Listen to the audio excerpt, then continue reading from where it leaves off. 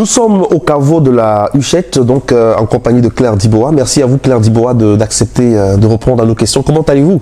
Très très bien, ECN. ECN. Vous êtes face à ECN. Alors, Claire Diboa, c'est un nom qui est très souvent revenu. Pour ceux qui ont côtoyé Manu Dibango, c'est un nom, voilà. Pour certains, on va enfin pouvoir coller un visage à ce nom-là. Qui est Claire Diboa? Alors, Claire Diboa, c'était la femme de l'ombre, comme Manu me surnommait. J'adore l'ombre, hein. L'ombre me va très bien. Et puis dans nos métiers, il vaut mieux être dans l'ombre et mettre l'artiste en avant. Parce que c'est la quintessence même, l'essence même du métier de manager. Donc j'ai été manager de Manu et sa principale collaboratrice pendant 25 ans. Pardon, 25 ans? Oui. Mais comment on en arrive là? C'est-à-dire que comment on devient manager et principale collaboratrice de la légende Manu Dibango? Alors c'est une très longue histoire. D'abord nous avons des liens de famille. Manu et moi nous sommes cousins germains. Et donc j'ai grandi un peu dans cette ambiance. Les gens, nous on l'appelait pas Manu, on l'appelle Pansali. Donc c'est un peu voilà. Enfin, il y a déjà cette relation, cette proximité là. Et c'est par un concours de circonstances. Parce qu'ils avaient besoin après le décès de Coco, la première épouse de Manu, donc il y avait sa fille qui le manageait à l'époque, s'appelait Georgia Dibango, paix à son âme. C'est elle qui m'a demandé de venir la rejoindre pour donner un petit coup de main et renforcer l'équipe. Donc moi j'ai appris sur le tas, j'ai une formation complètement empirique, même si par ailleurs j'ai renforcé par une formation académique de tout ce qui est métier de producteur d'événements en général. Donc voilà un peu mon parcours, quoi. Voilà. Et de fil en aiguille,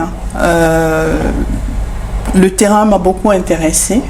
Donc la production de concerts. Moi, je n'aimais pas trop les studios d'enregistrement, cette ambiance-là.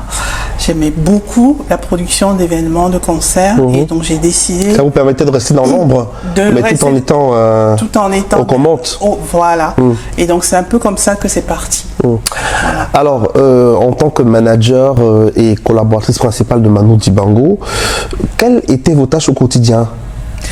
Alors, elles étaient nombreuses. Alors, il faut savoir que j'ai l'habitude de dire que j'étais un peu l'auxiliaire de vie de Manu. C'est que j'étais à la fois la manageuse, j'étais l'infirmière, j'étais le chauffeur, j'étais la cuisinière. Donc, je m'occupais de Manu au quotidien. J'arrivais chez lui parce que le bureau était chez lui. Donc, j'arrivais chez lui vers 8h30 à peu près. Et je partais de chez lui quand on ne voyageait pas vers 21h. Et en général, c'est du lundi au dimanche, jour férié compris. Wow. Oui, parce que Manu il était entouré, mais il était seul. Oui, parce que quand vous dites que vous vous occupiez de Manu à plein temps, on est quand même tenté de se poser la question de savoir, à part vous, est-ce qu'il y avait personne d'autre? Vous êtes cousine germaine à Manu, mais est-ce qu'il y avait personne d'autre de la famille pour pouvoir jouer des rôles spécifiques? Vous étiez à la fois l'infirmière, à la fois l'assistante. Oui. C'est-à-dire que ça révèle quand même quelque chose de très particulier. Sa vie est ainsi faite. Je ne vais pas rentrer dans certains détails, mais sa vie est ainsi faite. Et il a fallu que je m'occupe totalement de lui. Donc c'est ce que j'ai fait. Mais est-ce qu'il y a une raison à cela? Je veux dire que Manu a des enfants, il y a de la famille, vous n'êtes pas la seule cousine germaine, il y a certainement d'autres cousins, des neveux. Mais comment ça se fait que vous soyez la seule à vous occuper de lui de façon à plein temps? Je pense que Manu avait une très grande confiance en moi et une complicité, avait une énorme complicité entre nous. Et c'est pour ça que je suis restée auprès de lui toutes ces années. S'il ne voulait pas de moi, il lui suffisait de me dire de partir. Mais quels étaient les rapports de Manu Dibango avec les autres membres de sa famille? Vous n'êtes pas la seule cousine. Comment ça se passait avec les autres membres de la famille? Ça se passait très bien, mais après, c'est vrai que dans le travail, on peut avoir de bonnes relations avec sa famille, mais travailler en même temps avec les membres de sa famille, c'est pas toujours évident. Il se trouve que nous avons une belle relation, c'est-à-dire que même si on avait des relations de cousin-cousine, c'était pas ça. Pour moi, Manu, c'était à la fois, il représentait un peu mon père, mon grand-père, mon patron. Parce que ouais, bien sûr. Voilà. Ça joue du business aussi. Et voilà, il y avait tout ça. Et donc voilà, on avait vraiment une relation très particulière, très fusionnelle. Et c'est ce qui fait que ça a duré autant de temps. Et surtout que professionnellement, on s'entendait très bien. On était souvent sur la même longueur d'onde pour beaucoup de choses. Et je pense qu'il aimait aussi mon dynamisme et que j'allais beaucoup au front. Justement, j'allais vous poser la question de savoir, Claire Dibois, qu'est-ce qui a fait la différence? C'est-à-dire que retenir l'attention de Manu, quand même, qui reste un monument, Manu qui, voilà, est un patrimoine mondial, retenir son attention, forcément, veut dire qu'il y a des qualités qui vous différencient des autres personnes. À votre avis, qu'est-ce qui a fait la différence? Oui, ce que je disais tout à l'heure, je pense que c'est mon dynamisme et que j'allais au front. Et je le protégeais énormément. Donc pour pas qu'il soit perturbé par tout ce qui tourne autour du montage d'un événement. Enfin, il faut dire que j'anticipais aussi énormément. C'est-à-dire que les saisons, parce qu'on travaillait par saison culturelle, moi j'avais toujours 2 saisons d'avance. Donc 2 saisons d'avance, ça veut dire trouver des projets qui le motivent. D'ailleurs, le dernier projet sur lequel il est parti, qui était le Safari Symphonique, même s'il avait déjà fait avant, il n'a pas commencé ça, il a commencé en 2004, la fusion avec les grands orchestres, mais je cherchais un projet pour ses 60 ans de carrière, et du coup, un énorme projet avec 60 musiciens sur scène, enfin, c'est énorme. Donc après, il fallait que je trouve des bons producteurs pour mettre tout ça en lumière. Donc voilà, donc j'étais un peu aussi une tête chercheuse, et je pense que Manu aimait ça, et puis on discutait énormément. Donc j'ai même des enregistrements de lui que je faisais quand on était en voyage. Et donc il me disait allume un peu ton truc là. Voilà, donc des confidences, son humeur du temps, voilà. Mais comment cela a été perçu par les autres membres de la famille? Est-ce que finalement ça ne faisait pas de vous une privilégiée? Voilà, c'est-à-dire que je le disais tout à l'heure, Manu a des enfants, vous n'êtes pas la seule famille de Manu, il y a certainement des compagnes, etc. Mais comment c'était perçu par les autres membres de la famille? Bien et mal. Bien et mal. Il y a certains avec qui je m'entendais, d'autres un peu moins bien.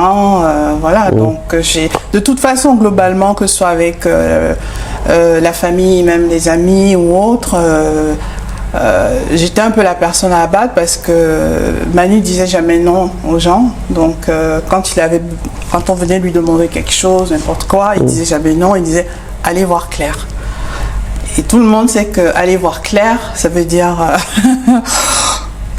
peut-être qu'elle va dire non, la plupart du temps oui, enfin, j'évalue la situation, donc je suis obligée de dire non, parce que je sais très bien que quand il envoie quelqu'un me voir, ça veut dire qu'il faut que je dise non. Enfin, on avait quand même des petits codes. Donc oui, il y a certaines personnes qui... Est-ce que des fois on vous a collé l'étiquette de la méchante? Ah oui, oh là là. L'étiquette de celle qui met les barrières.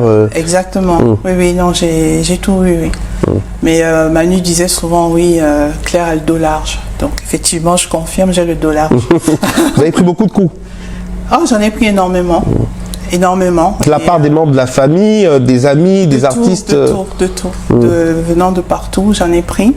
J'en ai souffert, j'en ai pleuré. Mais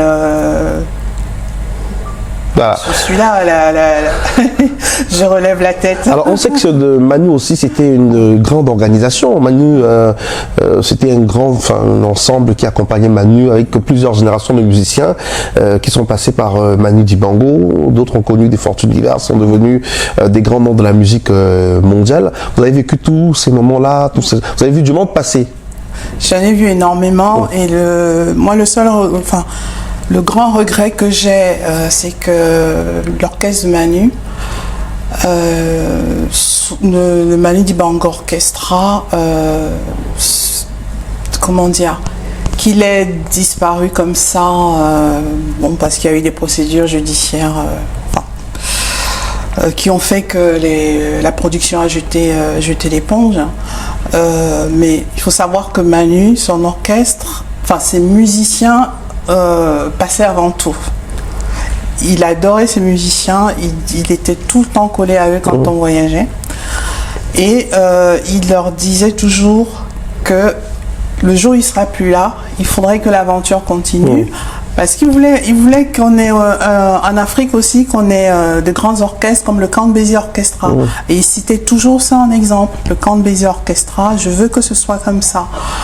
Et quand Manu est parti, pour nous c'était une évidence de relancer le Manu Dibango Orchestra. Ce qu'on a fait, on a fait des dates, on a fait une très très belle date à la Philharmonie de Paris, qui était quand même sold out. Et on devait continuer, et puis bon, voilà. Malheureusement, l'aventure s'est arrêtée. L'aventure s'est arrêtée. C'est le seul, vraiment le grand regret que j'ai de tout ça, c'est que sa musique ne puisse pas être, comment dire, qu'on ne puisse pas continuer à écouter Manu en live. Parce que Manu, c'était pas un homme, il faisait des disques, oui, enfin, mais Manu, avant tout, c'était un homme de scène. La scène, c'était tout pour Manu, l'écriture de ses partitions, ses orchestrations et tout, c'était vraiment ça, Manu, et c'est ce qu'il adorait.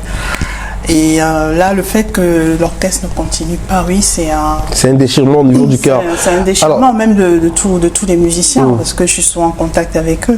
Justement, quels sont les rapports que vous avez gardés avec tous ces musiciens qui sont passés par le Manu Dibango Orchestra?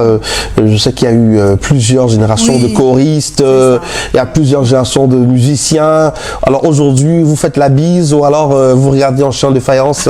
Comment ça se passe en toute honnêteté? Parce que je sais que l'émission va être beaucoup regardée. Quels sont vos rapports aujourd'hui? Donc, les musiciens, enfin, c'est vrai que j'ai dû passer beaucoup d'époques. Le groupe mythique, c'est le Soul Makossa Gang, le SMG. Bon, dans ce SMG, il y a beaucoup de générations de musiciens qui sont passés. La plupart, je ne les vois pas parce que très souvent, quand ils partent ou quand ils partaient, ils amenaient un remplaçant.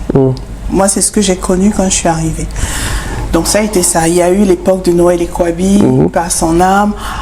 Quand Noël est parti, avant de partir, il a ramené Raymond Doumbé, par exemple, qui est resté donc jusqu'à la fin, après presque 20 ans. Voilà, ça a toujours été comme ça, mais j'ai de bons rapports globalement avec tout le monde, mais on ne se voit pas tout le temps. Mais est-ce qu'en interne, parce que c'est quand même une grosse machine, est-ce qu'en interne il y avait des rivalités entre ces artistes-là? Comment ça se passait? Voilà, je veux dire que comment était la vie au sein du Manu Dibango Band? Comment ça se passait? Alors, il y a la rivalité en tant que telle, non, il n'y en avait pas. Il arrivait à réguler tout cela, Manu? Chacun était à sa place? Oui, il y avait une grande émulation aussi, parce que Manu, il leur donnait toujours des devoirs à faire.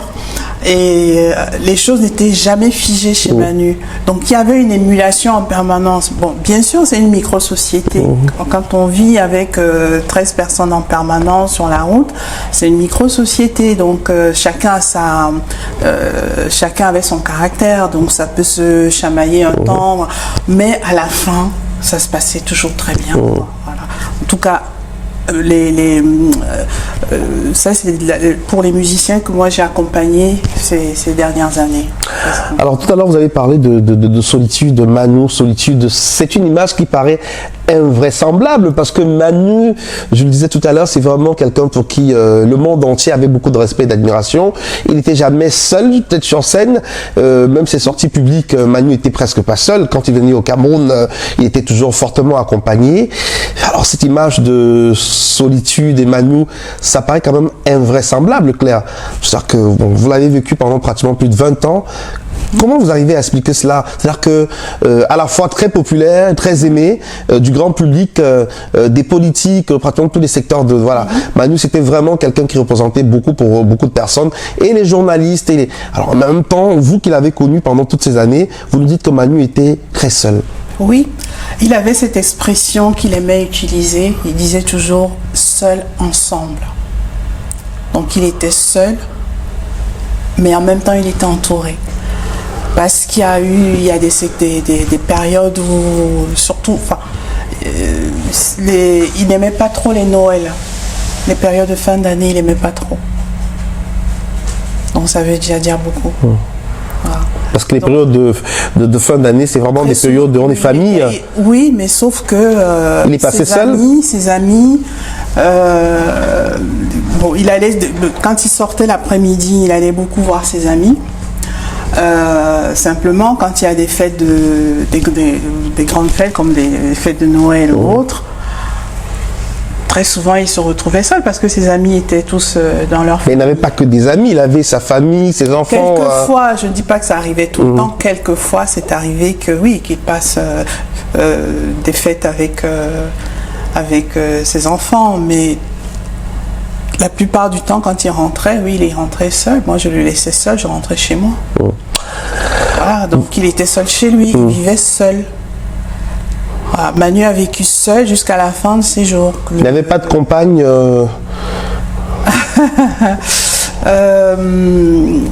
comment dire tout ce que je peux dire, c'est que Manu vivait seul. Mais ensemble. On va le dire comme ça. Il vivait seul. Le jour où je l'ai accompagné à l'hôpital, du moins la veille, quand il m'a appelé, parce que on a passé un week-end, super week-end, il n'était pas malade. Dimanche soir, je le laisse. Vers 20h30, 20h45, je rentre chez moi. 3 quarts d'heure après, il m'appelle, il me dit demande de revenir parce qu'il se sentait pas bien. Voilà, donc c'est pour ça que je dis c'est quelqu'un qui était... On aura l'occasion de revenir sur son départ, les conditions dans lesquelles Manu nous quitte, mais je propose qu'on marque une petite pause en retrouvant bien sûr sur scène Papa Groove. On se retrouve juste après.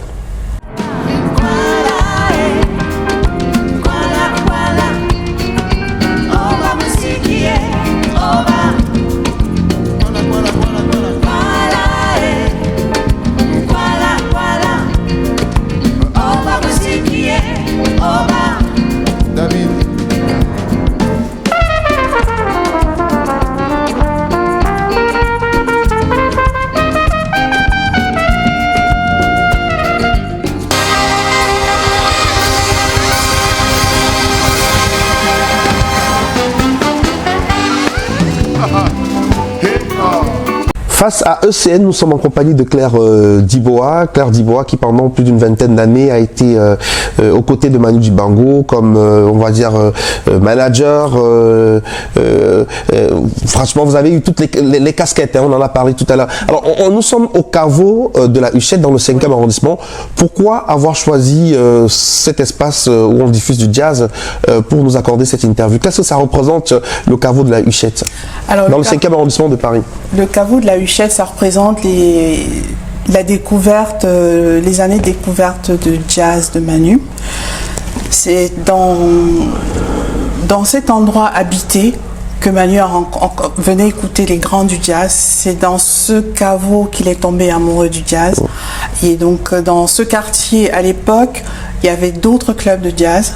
Et donc tout jeune étudiant à l'époque, donc il est un peu tombé dans la marmite, hein, parce que bon, les Boris Vian, les Miles Davis, enfin il y avait tout un bouillonnement jazzistique d'après-guerre qui fait que toute la jeunesse de cette époque-là, dont il faisait partie, venait écouter le jazz ici. Et par la suite, le patron de ce lieu qui s'appelle Danny Doris, qui est un vibraphoniste, célèbre vibraphoniste, était très proche de Manu. Ils jouaient ensemble, ils avaient une autre formation, très jazz Nouvelle-Orléans.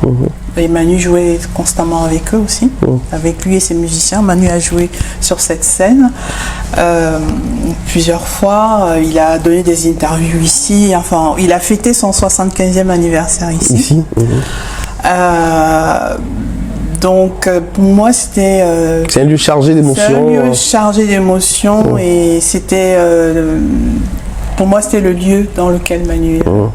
On devait venir parler de Manu. Voilà, on évoque la mémoire de Manu Dibango, qui nous a quitté le 24 mars 2020. La douleur est toujours aussi vive, hein, le souvenir est toujours aussi présent. Alors dites-nous, qu'est-ce qui s'est réellement passé autour du décès de Manu? Parce qu'on est en pleine période de Covid, il y a des informations, des contre-informations, mais vous avez été à ses côtés. Vous pouvez un peu peut-être nous donner plus de détails sur ce qui s'est passé autour de la mort du grand Manu? Oui, alors, quand je l'ai amené à l'hôpital le lundi 17 février 2020, c'est une date que je n'oublierai jamais, je l'ai amené à l'hôpital aux alentours de 8h30, sachant que la veille, il m'avait appelé la veille au soir pour me dire qu'il ne se sentait pas bien. Donc je prends la température, enfin le protocole habituel, et je vois qu'il a un peu de fièvre. Donc je lui dis, bon, ben, on va faire venir un SOS médecin. On commençait il faut savoir que le contexte, c'était qu'on commençait à parler du Covid. C'était pas encore C'était encore très loin. Tout à fait. Voilà. C'est pas encore la grande pandémie. Non, même lui... Enfin, voilà, c'était une fièvre, bon voilà, c'est sans plus. Donc, je l'amène à l'hôpital le fameux lundi 17 février et donc on passe toute la journée à l'hôpital parce qu'on faisait tous les examens possibles. Le Covid a été écarté. Parce que c'était Vous étiez toute seule à ses côtés Oui, ce jour-là. Mais en général, quand je l'ai amené à l'hôpital, j'étais seule avec lui. Et les enfants de Manu? Ils sont venus après parce que moi j'ai envoyé... Il en avait combien, si c'est pas indiscret? Alors Manu avait 4 enfants. Malheureusement, il y en a une qui est décédée. Georgia. Donc là, ils sont plus que 3. On parlait de Michel. Oui. James BKS aussi, oui. Et puis Marva, d'accord. Mais où étaient les enfants de Manu? Parce qu'à chaque fois quand vous me parlez de Manu, c'est toujours Manu et vous à l'hôpital, l'accompagnant, les enfants. Mais... Enfin, je veux dire que les enfants vivent en France aussi. Excusez-moi de poser la question, mais je veux dire que enfin, même les téléspectateurs aussi, c'est la même question qu'ils se posent en ce moment. Bon, c'est vrai que vous étiez la collaboratrice, vous étiez la cousine, mais je veux dire que les enfants, papa malade, à chaque fois... Alors, ce que je disais tout à l'heure, c'est que j'ai prononcé un mot qui s'appelle auxiliaire de vie. Oui, je pense que j'étais l'auxiliaire de vie de Manu aussi. Voilà, donc... Enfin, comment dire, j'étais celle qui était au plus près de lui. Voilà, je ne suis pas en train de dire que la famille ou les enfants ne s'occupaient pas de lui, c'est pas du tout ça. Simplement, quand le réflexe de Manu dans la nuit, quand sa télé ne marchait pas, qu'il y avait un problème, allô Claire, voilà. Donc très souvent, ça m'est arrivé de prendre la voiture et puis de venir le rejoindre chez lui. Et par la suite, j'ai même dû déménager pour me rapprocher de lui. Donc en fait, on a fini par habiter la même résidence parce que c'était beaucoup plus simple. Beaucoup plus pratique. Beaucoup plus pratique. Voilà. Donc maintenant, expliquer pourquoi les choses sont ainsi faites. Quels étaient les rapports de Manu avec... Enfin, je reviens sur la question que j'ai posée tout à l'heure parce que si je ne la pose pas, je suis sûr que les téléspectateurs voilà, vont se demander ce qui ne va pas. Mais quels étaient les rapports de Manu avec sa famille, avec ses enfants? Mais il s'entendait bien avec ses enfants. Sauf que les enfants n'étaient pas toujours présents. Et Manu était presque toujours seul. C'est pas que les enfants n'étaient pas toujours présents. Il aimait énormément ses petits-enfants aussi. Je veux dire, c'était quand même un grand-père. Je sais que le week-end, ça lui arrivait d'aller chez son fils déjeuner. Donc, comment dire, il avait une vie de famille, mais une vie de famille particulière. Mais Manu, le problème qu'il avait, c'est qu'il vivait seul. Il était seul. Donc, la nuit, quand moi je partais, je fermais la porte, il était seul. À tel point que quand il a fallu que moi je prenne des vacances en 2017, j'ai dû appeler quelqu'un pour venir me remplacer. Wow. Voilà. Mais c'est pour ça que lui-même disait, il disait tout le temps ça. Et à la fin, je pense que c'est même pas que je pense, c'est la solitude commençait un peu à peser. Pour quelqu'un qui aidait le public à gérer la solitude en apportant beaucoup de bonnes vibrations à travers sa musique. C'est quand même paradoxal. Alors revenons donc sur cette fameuse journée du 17 février 2020. Donc vous l'amenez à l'hôpital, il vous appelle? Donc je l'amène à l'hôpital, donc on passe la journée à faire des examens. Moi j'envoie un message donc aux enfants pour dire... Alors le Covid est complètement écarté? Écarté. D'accord, c'est pas le Covid? Non, voilà, donc moi j'envoie un message donc, aux enfants pour informer, leur dire voilà, on est à l'hôpital, on est en train de chercher, mais ça va pas fort. Donc j'envoie un premier message, après j'envoie un autre. Et vers 21h, on me dit qu'il va être transféré parce que dans un autre hôpital qui n'est pas celui que tout le monde, j'ai vu marquer des conneries. Donc il a été transféré dans un autre hôpital et qu'il va être dans un service, enfin il va être en soins intensifs. Donc j'envoie un message pour informer tout le monde, voilà la situation, il va être en soins intensifs, le nom de l'hôpital. Donc le lendemain matin, enfin il a été transféré, moi je suis rentrée chez moi. Et puis le lendemain matin, les enfants sont partis à l'hôpital. Voilà, et moi je les ai rejoints. Et on a trouvé qu'il était déjà, on l'avait déjà mis en coma artificiel. Le pronostic vital était entamé déjà? Le pronostic, on nous a dit que le pronostic vital était engagé, mais qu'il avait une infection, mais ils ne savaient pas laquelle, ils continuaient à chercher. Ils ont fini par trouver l'infection qui n'était pas le Covid, ils l'ont soigné. Manu est revenu à lui, voilà, il est resté encore un peu en soins intensifs. Après, il est passé en médecine, le temps de se remettre. Et c'est de la médecine, donc un jour on nous dit qu'on doit encore le ramener en soins intensifs, donc il est donc reparti et un jour c'est normal, hein. Un peu, voilà, beaucoup d'émotions, ça se comprend, hein. On comprend très bien. Donc on nous a fait savoir qu'il va encore changer d'hôpital pour aller à Melun et que là c'était le Covid. Donc moi je suis venue le lundi le voir avant le transfert, mais je ne savais pas, quand je venais le voir, je ne savais pas, on ne nous avait pas encore dit ce jour-là que c'était le COVID. J'ai juste trouvé que la chambre était le calfeutré, c'était un peu bizarre, mais on m'a quand même laissé entrer.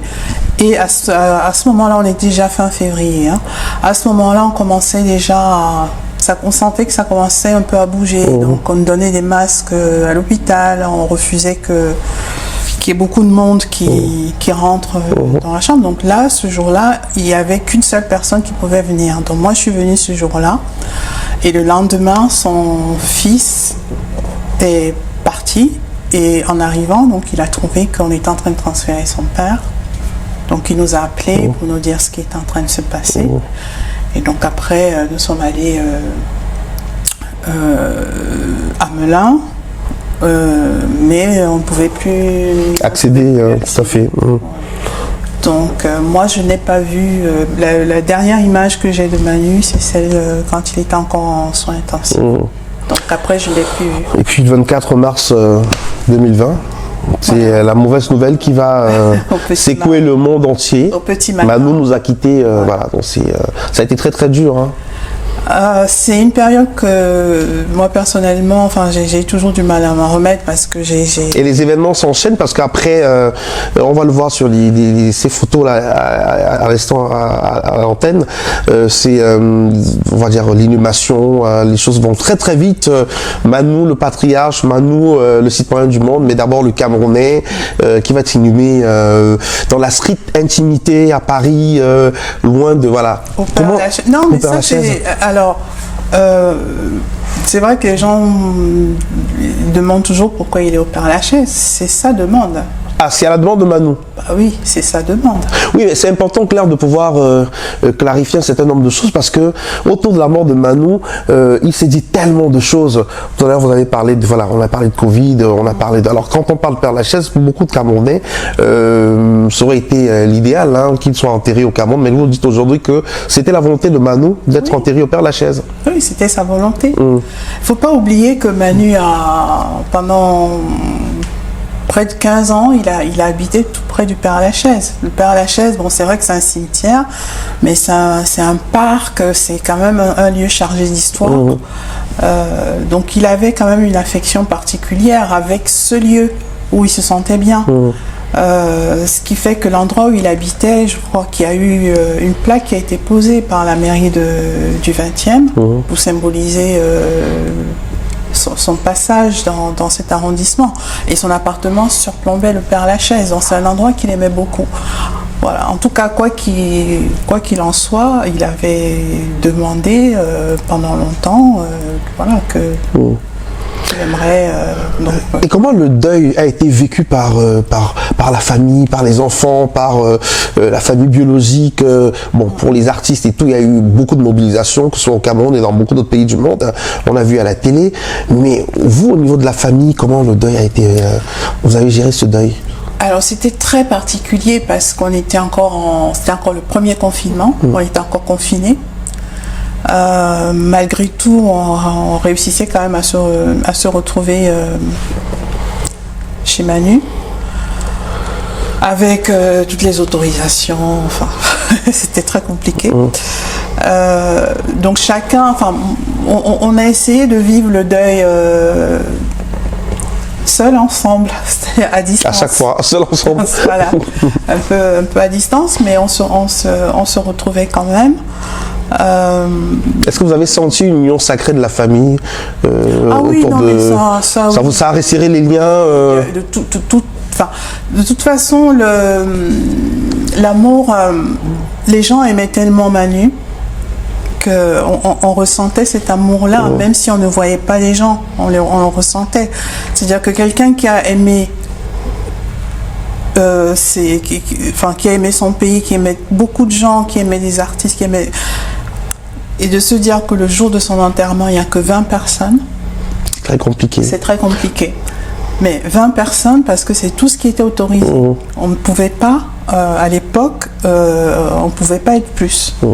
Donc les 20 personnes, c'est les membres de la famille proche. Et quelques officiels aussi qui étaient là. Non, pas du tout, il n'y avait pas d'officiels. Il y avait le pasteur. Uniquement. Ah oui. Alors, est-ce que la famille n'a pas, parce qu'on est en Afrique, et on sait que généralement, quand un patriarche décède, c'est vraiment, alors même si Manu a émis le vœu d'être enterré au Père-Lachaise, d'organiser des obsèques au Cameroun? Alors ça, moi, je ne peux pas répondre à cette question. Qui doit répondre à cette question? Je ne peux pas répondre à cette question parce que je ne suis pas ayant droit. Donc, Mais est-ce que vous en avez discuté avec la famille de Manu ici en France, la famille de Manu au Cameroun? Alors, les choses ne se présentent pas comme ça. Ici, ce que nous avons fait, quand le confinement a été un peu desserré, on a invité des gens, enfin des amis, de la famille à Paris pour aller lui rendre hommage et puis voir où il repose. Ça, on l'a fait. C'était un peu... on va dire une neuvaine qui n'était pas une neuvaine, mais bon, c'était quand même une neuvaine parce que c'était le 3, on a pu le faire le 3 juillet, sachant que Manu était décédé au mois de mars. Voilà. C'est tout, enfin moi, je me suis beaucoup plus projetée dans cette neuvaine où il y avait quand même du monde. On était près de 200 quand même. Amis, famille, malgré les conditions difficiles, bon, on a réussi à le faire.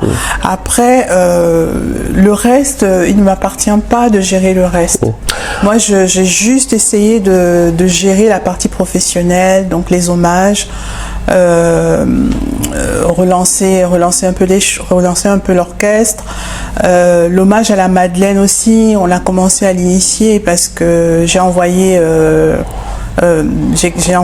un courrier à l'ambassade. Et il se trouvait que il y avait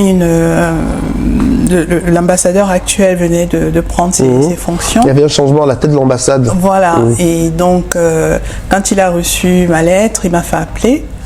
Et donc après, nous sommes partis au rendez-vous pour voir comment nous pouvons envisager un hommage ici. Enfin, une grande messe. Puisqu'il n'y a pas eu véritablement de messe ou quoi que ce soit.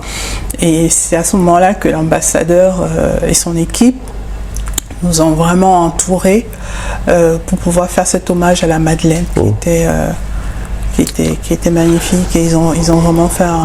Vous avez senti que le Cameroun vous portait dans le cœur, prière. C'était aussi à l'initiative du chef de l'État. Le chef de l'État s'est aussi impliqué, la première dame. Voilà, donc on s'est senti accompagné à ce moment-là, oui.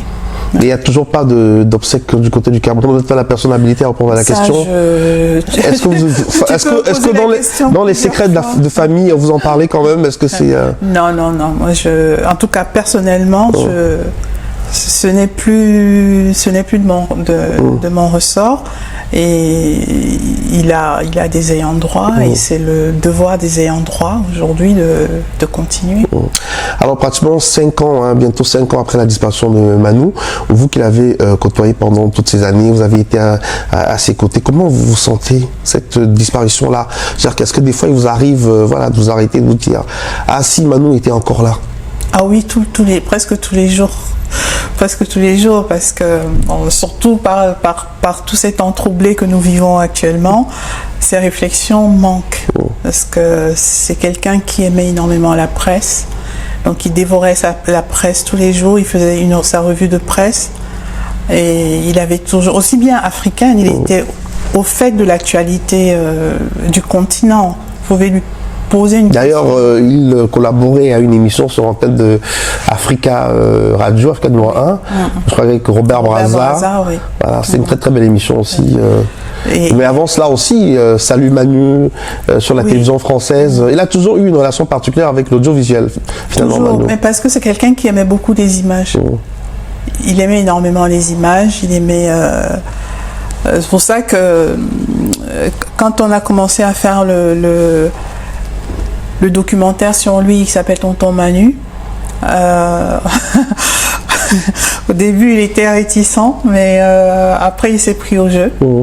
Et quand on a commencé à lui montrer les extraits, il était très heureux qu'on puisse le faire.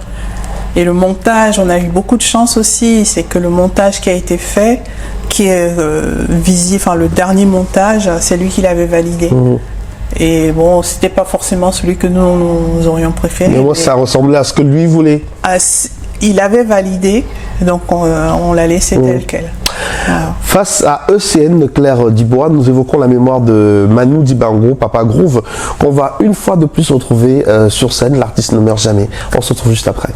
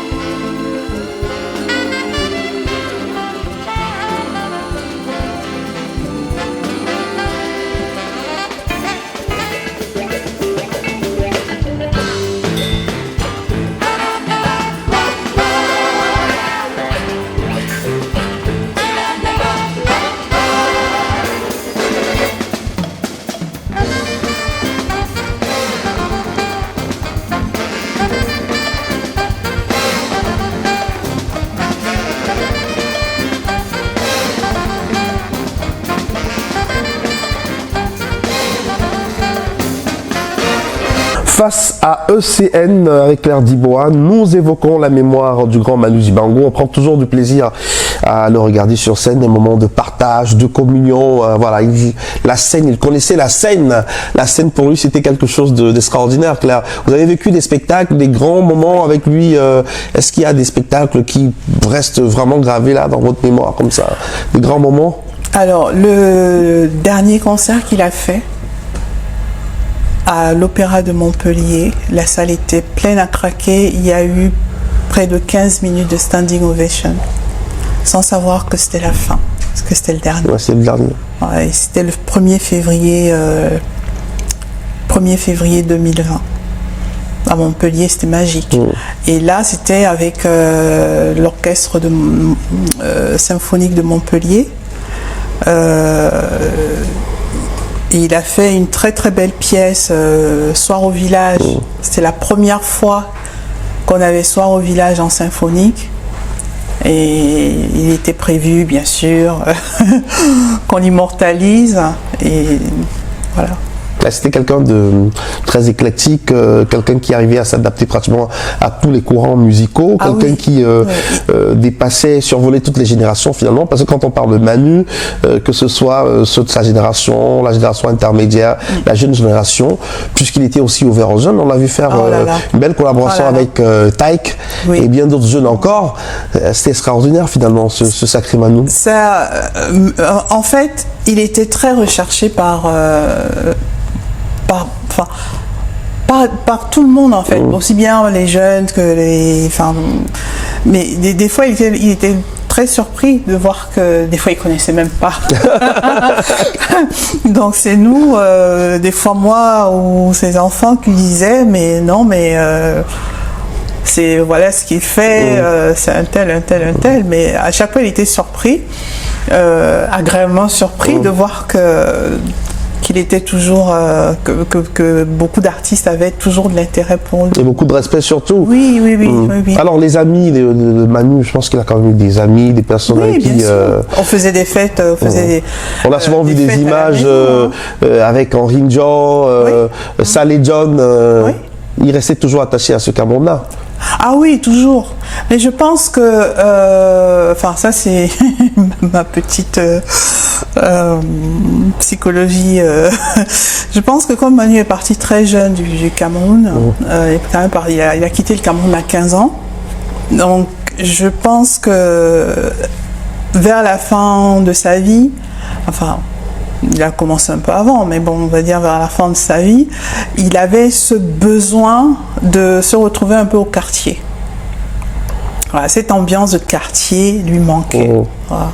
Et moi, je voyais des fois quand on partait, on était dans des palais présidentiels et puis le lendemain, on devait se retrouver à Yopougon, par exemple. Il aimait bien, voilà. C'était l'homme de tous les milieux. Exactement. Et dans cette ambiance de quartier, il aimait bien la retrouver avec ses amis. C'est pour ça que les après-midi, quand on était là, il partait les retrouver dans le 18e. Ils avaient leur fief. Et les politiques aussi aimaient bien avoir Manu en amitié. Ah oui. Alors, mais comment lui, il vivait cela? Est-ce qu'il se disait, ok, d'accord, comment, vous qui l'avez connu de l'intérieur, comment... Il avait la dent dure. C'est-à-dire que Manu, c'est quelqu'un de très pudique. C'est vrai qu'on a souvent reproché à Manu de ne pas prendre position, de ne pas faire ci, de ne pas faire ça. Mais c'est quelqu'un qui était très pudique et qui disait les choses, mais il disait toujours en face à face. Voilà, moi ça m'est arrivé d'assister à des entretiens. À la fin, je me suis dit j'espère qu'on sortira vivant. Voilà, donc il disait les choses, mais toujours en face. Jamais d'esclandre, jamais, c'était pas son... J'aimerais qu'on revienne quand même sur un moment fort aussi de sa vie en relation avec le Cameroun. Manu qui est sollicité pour gérer la société des droits d'auteur et puis la fin qui est pratiquement chaotique. Manu qui sort de là pratiquement humilié et tout ça. Comment est-ce qu'il a vécu ce moment-là? Vous étiez déjà là? Oui, j'étais là. C'était une grande blessure. C'était une très grande blessure pour Manu. Il a très mal vécu, d'autant plus que personnellement, il s'était investi. Quand on est venu, quand on l'a sollicité pour partir, il a quand même acheté du matériel informatique. Il a acheté des imprimantes, il a acheté plein de choses. Pour lui, c'était vraiment la belle opportunité de pouvoir repartir au Cameroun et être utile au Cameroun. De pouvoir démarrer quelque chose. Et être utile aux artistes. Oui, de pouvoir redémarrer une nouvelle fois quelque chose pour les artistes du pays. Et c'est vrai qu'en ayant fait tous ces sacrifices, en ayant fait tout ce qu'il a fait, de se retrouver sali, il a très très mal vécu. Mais bon, c'est... ça reste une blessure. Je ne sais pas si elle a... Manu relativisait beaucoup aussi. Parce qu'il a tellement... Il a eu tellement d'épreuves difficiles. Même dans les années 60. Donc je pense qu'à un moment, il se mettait une carapace en se disant, bon, ben voilà, à chaque fois que j'essaie de faire quelque chose, ça fonctionne pas. Donc je me mets en retrait. Manu, l'Africain aussi, c'est le cas de le dire. Oui.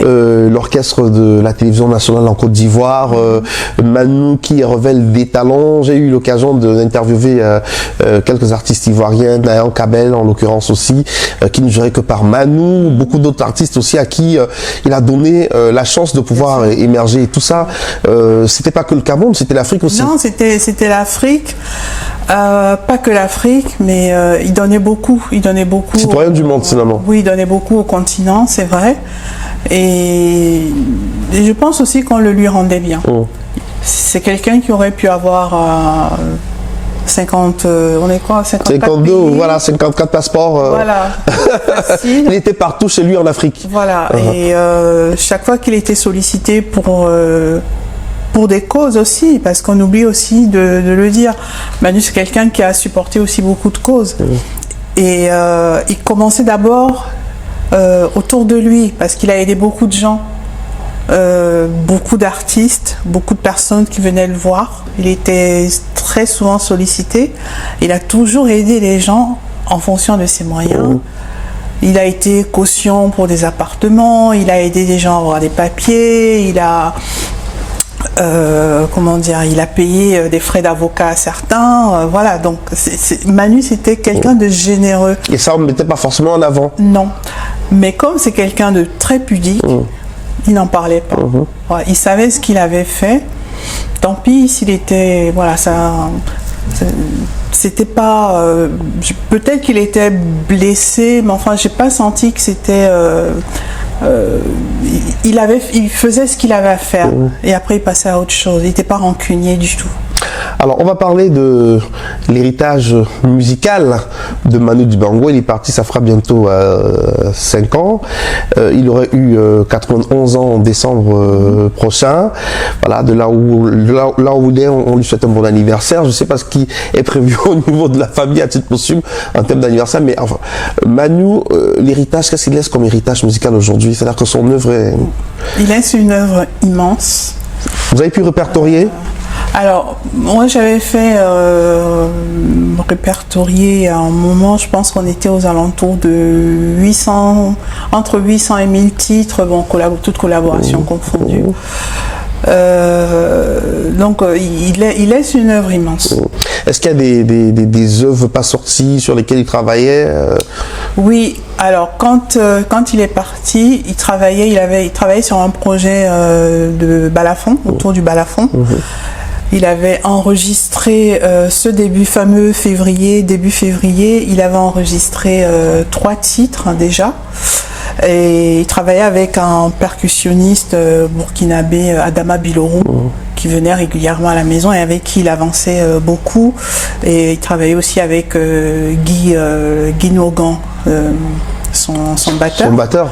Voilà, donc l'enregistrement s'était très très bien passé.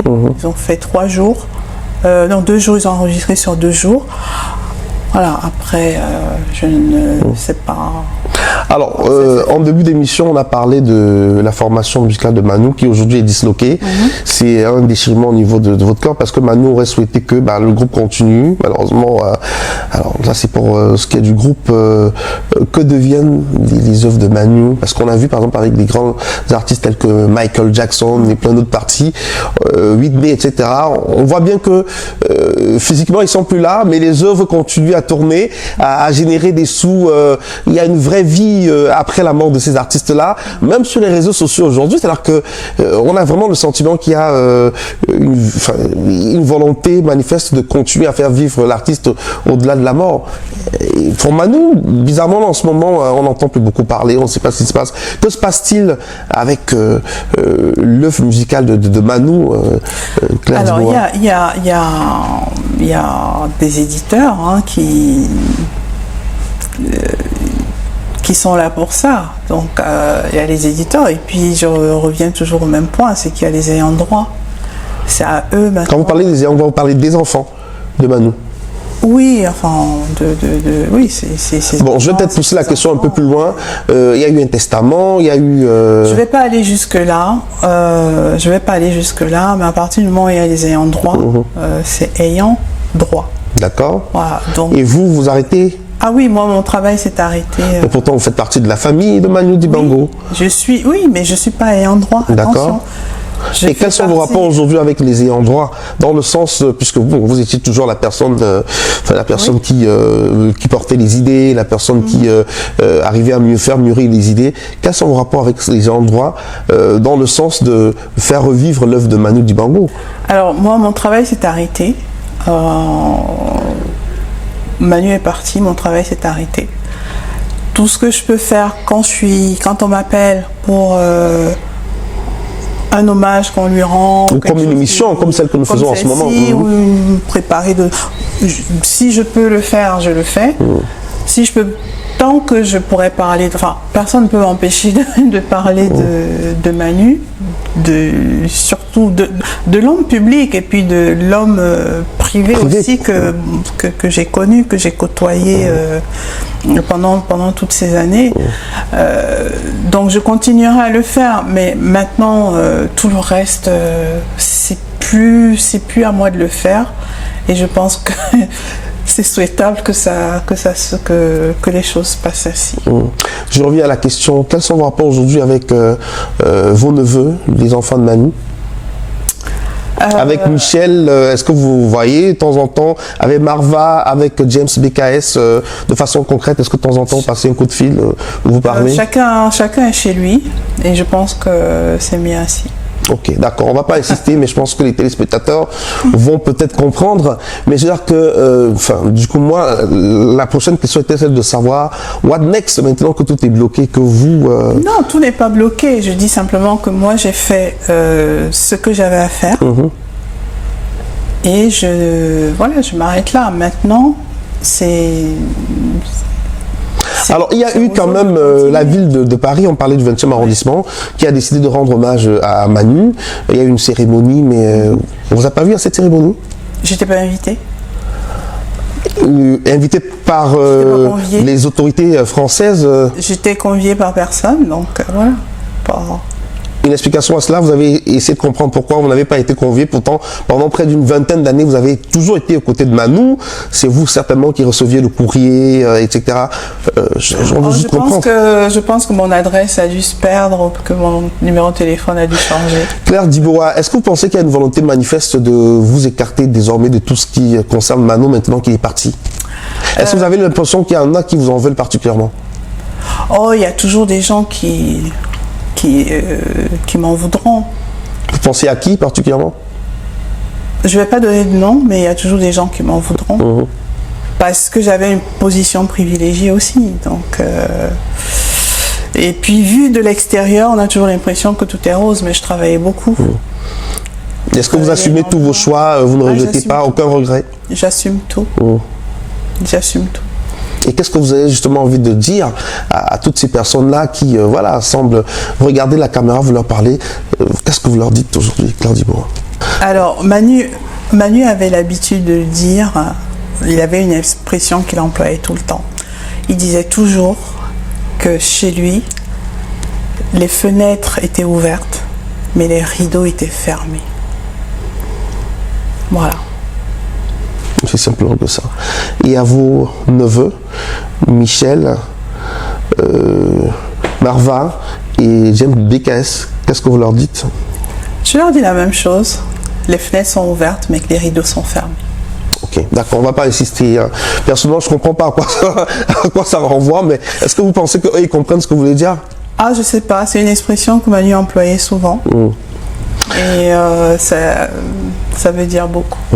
Alors, Claire Diboa, quelle va être la suite de votre carrière? Vous allez continuer à manager d'autres artistes? Vous vous retirez complètement de la musique? Non, je me suis complètement retirée de la musique. Je ne fais plus de management. J'ai arrêté parce que ça demande beaucoup d'implication et il faut vraiment aimer un artiste pour le faire. Et je pense aussi qu'après Manu, j'ai fait des tentatives, hein, j'ai managé d'autres artistes, mais je n'ai plus la foi du manager. Et aujourd'hui, tout ce que je fais, c'est beaucoup plus global, c'est-à-dire que je suis impliquée dans un collectif, hein, Jazz in Africa, pour promouvoir le jazz africain. Donc c'est un collectif où on est avec des managers d'autres grands artistes, managers de Youssou N'Dour, enfin il y en a d'autres, des directeurs de festivals de jazz du continent. Donc on essaye de faire en sorte que le jazz africain soit reconnu à sa juste valeur et trouver des opportunités d'expression en dehors du continent. En tout cas, c'est un noble combat. Bon courage à vous. Vous avez aussi une petite aventure à la télé sur TV5 Monde, la production d'une émission oui, j'ai eu parce musicale. Que, voilà, j'ai eu parce que j'ai été. Je suis une productrice dans l'âme, mais il y a d'autres. Il y a de très très belles choses à venir. Voilà, j'en dirai pas plus. Et aussi l'écriture d'un livre. Qui racontera votre histoire avec Manu voilà, Dibango. Je vais beaucoup plus loin et ce sera aussi sous un format assez original. Et tous les enregistrements que j'ai fait de Manu, en Douala, des fois c'est marrant, hein, parce que on parlait Douala tout le temps. Pour que ceux qui étaient à côté ne comprennent pas toujours, mais enfin on avait nos codes. Et donc tous ces enregistrements-là, je les publierai aussi. Mais on attend impatiemment. Hein. Oh, je suis pas pressée. Vous prenez tout le temps. Je suis pas pressée. Voilà. En tout cas, voilà. Mais en tout cas, l'écriture a déjà commencé. Donc, bien sûr, je le fais pas toute seule. Je suis accompagnée par une journaliste. Culturelle qui m'aide à le faire. On attend impatiemment. Peut-être une autre question qui m'a un tout petit peu échappé. Musique, showbiz, finance, manager, héritage musical, héritage financier. Manu a laissé une belle fortune financièrement. Est-ce que la musique rapportait aussi? C'est important d'en parler, Claire Diboa. En tant que manager aussi, voilà, c'est peut-être cynique comme question, mais est-ce que vous avez bien gagné votre vie aussi aux côtés de Manu? Est-ce que Manu laisse une fortune, parce que ça intéresse aussi le public. Généralement, Johnny Hallyday, il est parti, on fait une évaluation de ce qu'il a laissé en termes d'œuvres musicales, en termes d'investissement, etc. Est-ce que c'était le cas pour Manu? Alors, Manu ne parlait jamais de ces questions-là et il ne m'appartient pas de le faire. Okay. Et par contre, est-ce que j'ai bien vécu? Oui, je n'ai pas l'air malheureuse. Voilà. Merci infiniment d'avoir accepté notre invitation, Claire Diboa. On attend impatiemment le livre, mais je pense qu'au cours de cet entretien, l'essentiel a été dit. Est-ce qu'il y a un aspect qui a été oublié ou souhaitez rajouter quelque chose avant qu'on se quitte? Il faudrait des heures, hein. Mais bon, là, je pense qu'on a passé en revue ce qu'il fallait. Et bah, merci surtout. Merci de m'avoir donné l'opportunité de m'adresser à mes fellow compatriotes. Ouais. Il y a tous les fans de Manu aussi qui vont découvrir Manu de l'intérieur. Oui. Ça, il faut le dire. Merci. On était au caveau de la Huchette dans le 5e arrondissement de Paris face à ECN. Une édition exceptionnelle avec Claire Diboa. Merci. À très bientôt. On se quitte avec les images de Manu Dibango.